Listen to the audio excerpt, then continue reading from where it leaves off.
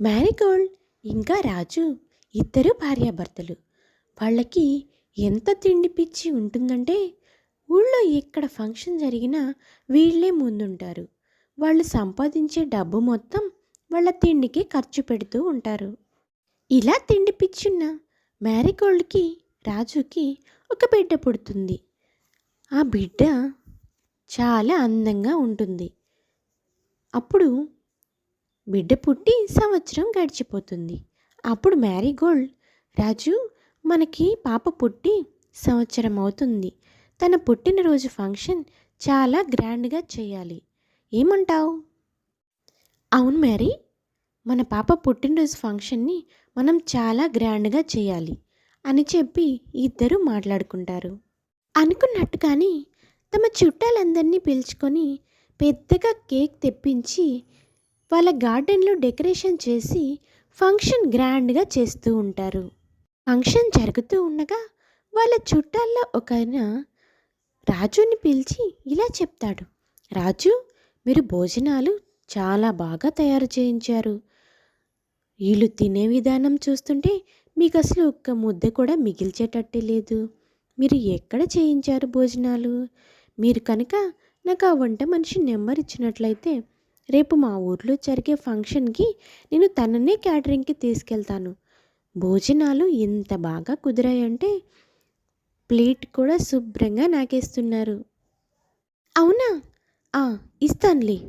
Number నువ్వు వెళ్ళేటప్పుడు ఇస్తాను. ముందు వెళ్ళి నువ్వు కూడా భోజనం చెయ్యి. అసలే తిండిపోతు రాజు మనసులో ఇలా అనుకుంటాడు. వామ్మో, వీళ్ళందరూ ఇంతలా తింటుంటే నాకు ఇంకా మ్యారీకి తినడానికి ఏమన్నా ఉంటుందా లేదో. వెంటనే ఈ విషయం మ్యారీతో మాట్లాడాలి. వెళ్ళి మ్యారీని పిలుస్తాడు. మ్యారీ, మ్యారీ, నీకు ఒక విషయం చెప్పాలి. ఏంటి రాజు? ఒక పక్క ఫంక్షన్ జరుగుతుంది, చుట్టాలందరూ ఇంట్లో ఉన్నారు. ఈ టైంలో ఏంటి నువ్వు నాతో మాట్లాడేది? సరే, ఏంటో విషయం త్వరగా చెప్పు. ఏంటో త్వరగా చెప్పని అంత చిన్నగా అడుగుతావేంటి మ్యారీ? వచ్చిన చుట్టాలందరూ భోజనం ఖాళీ చేస్తున్నారు. వాళ్ళందరూ వెళ్ళిపోతే మనమేం తింటాం? నీకు తెలుసు కదా, మనం అసలు తినకుండా ఉండలేమని. అదా? అది నువ్వేం కంగారు పడకు రాజు. నేను మన కోసం ముందుగానే ఆహారాన్ని తీసి పక్కన దాచాను. ఆహారం కోసం మనం ఇబ్బంది పడాల్సిన అవసరమే లేదు. అయినా మన ఇంట్లో ఫంక్షన్కి మనం తినకుండా ఎప్పుడైనా పక్కన వాళ్ళకి మనం పెడతామా? నువ్వేం కంగారు పడకు. ఫంక్షన్ అయిపోగానే తిందాం. అలా ఫంక్షన్ అయిపోయిన వెంటనే రాజు ఇంకా మ్యారీ వాళ్ళు దాచుకున్న ఆహారాన్ని మొత్తాన్ని తినేస్తూ ఉంటారు. ఇంకా ఇంకో పక్క మ్యారీ రోజు చిట్టిని స్కూల్కి తీసుకొని వస్తూ ఉంటుంది. ఒకరోజు చిట్టి స్కూల్ నుంచి తొందరగా వస్తుంది. అమ్మా, నాకు తినడానికి ఏమన్నా పెట్టు, చాలా ఆకలిగా ఉంది. అసలు ఈరోజు ఇంట్లో ఏం కూరలు చేశారు? ఎప్పుడూ మీకు ఇష్టమైన కూరలే చేసుకుంటారు. నేను తినేలాగా కూరగాయలు ఎప్పుడన్నా వండొచ్చు కదా.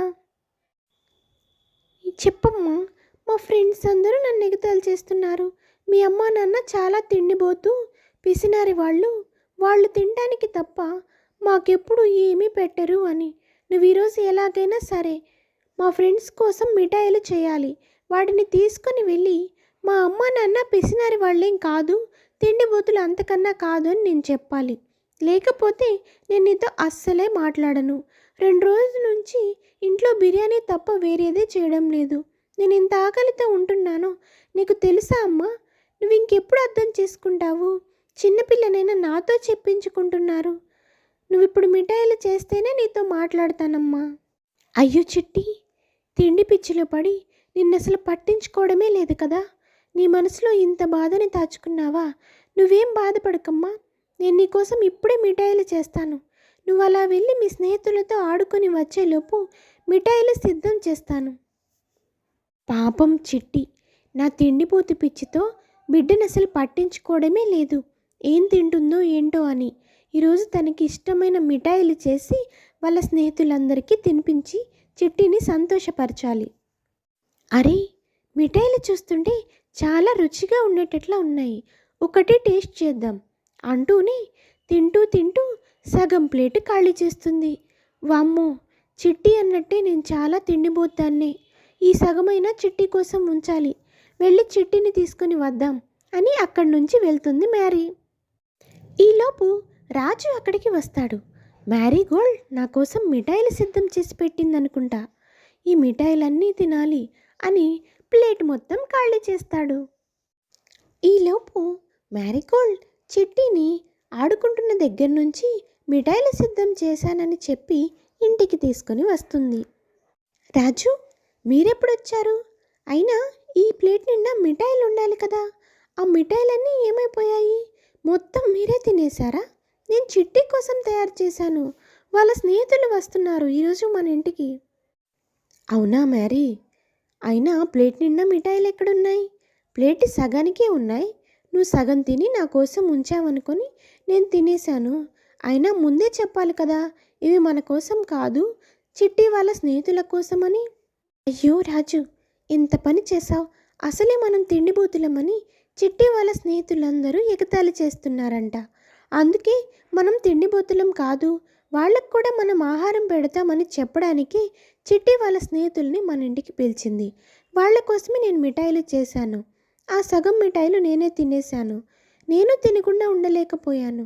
ఆ సగమైన చిట్టి వాళ్ళ స్నేహితులకు పంచుతుంది అంటే నువ్వు తినేశావు. ఇప్పుడు ఏం చేయాలో నాకు అర్థం కావడం లేదు రాజు. నాకు తెలుసమ్మా, మీరు మారరని, మీరు మంచి వాళ్ళని, మారారని అందరికీ చెప్పాలనుకోవడం నా పొరపాటే. మీరు ఎప్పటికీ మారరు అని ఏడ్చుకుంటూ చిట్టి ఇంట్లో నుంచి బయటకు వెళ్ళిపోతుంది. వెంటనే రాజు ఇలా అంటాడు. చిట్టి చాలా బాధపడుతుంది. మనం తిండి పిచ్చిలో పడి బిడ్డని సరిగ్గా పట్టించుకోవడమే లేదు. ఈ రోజు నుంచి మనం మన తిండి పిచ్చి తగ్గించుకొని ఊరి వాళ్ళ దృష్టిలో, మన బిడ్డ దృష్టిలో మంచి వాళ్ళుగా ఉండాలి. నేను వెళ్ళి చిట్టి ఎక్కడుందో వెతుక్కొని తీసుకొస్తాను. నువ్వు మళ్ళీ స్వీట్స్ తయారు చేయి. అలాగే రాజు, నేను కూడా ఈ రోజు నుంచి తిండి పిచ్చి తగ్గించుకుంటాను. చిట్టి అంతలా బాధపడుతున్నా మారకపోతే మనం అసలు తల్లిదండ్రులమే కాదు. వెళ్ళి చిట్టిని తీసుకొని రండి, స్వీట్స్ తయారు చేస్తాను. అలా మ్యారీగోల్డ్ చిట్టిని తలుచుకుంటూ స్వీట్స్ తయారు చేస్తుంది. చిట్టి, రామ్మ ఇంటికి వెళ్దాం. అమ్మ నీ కోసం మిఠాయిలు తయారు చేస్తుంది. నువ్వు నీ స్నేహితులందరినీ పిలిచి వాళ్ళతో మంచిగా పంచొచ్చు. ఈ రోజు నుంచి మీ అమ్మ నాన్న తిండిబోతులని నిన్నెవరూ ఎగతాళి చేయరమ్మా. నేను మీ మాటలేం నమ్మను. ఇప్పుడు అలానే చెప్తారు. ఇంటికి వెళ్ళి చూస్తే అక్కడ ఖాళీ ప్లేట్లు గిన్నెలు ఉంటాయి. నేను మిమ్మల్ని నమ్మను. నేను ఇంటికి రాను. సరే చిట్టి, ఒక్కసారి నాతో ఇంటికి రా. ఇంటికి వచ్చిన తర్వాత నీకు మిఠాయిలు కనుక కనిపించకపోతే నువ్వు నిజంగానే నన్ను మీ అమ్మని ఇంకెప్పటికీ నమ్మొద్దు. ఈ ఒక్కసారికి నా మాట విని నాతో రామ్మా. చిట్టి ఇంటికి వస్తుంది. నాన్న, అమ్మ, మీరు నిజంగా నా కోసం మారారా? నేను అసలు నమ్మలేకపోతున్నాను. ఈ జన్మకి మిమ్మల్ని మార్చలేనేమో అనుకున్నాను. ఈరోజు నాకు చాలా సంతోషంగా ఉంది. ఇంకెవరు మీ అమ్మ నాన్న తిండిబోతులని నన్ను ఎగతాళి చేయరు అని చిట్టి చాలా సంతోషంగా మాట్లాడుతుంది. ఆ మాటలకి మ్యారీగోల్డ్ ఇలా అంటుంది. మమ్మల్ని క్షమించమ్మా. ఇన్నాళ్ళు నీ గురించి ఆలోచించుకోకుండా మా కోసం మేము స్వార్థంగా ఆలోచించుకున్నాం. ఈ రోజు నుంచి మనమందరం కలిసి సంతోషంగా ఉందాం.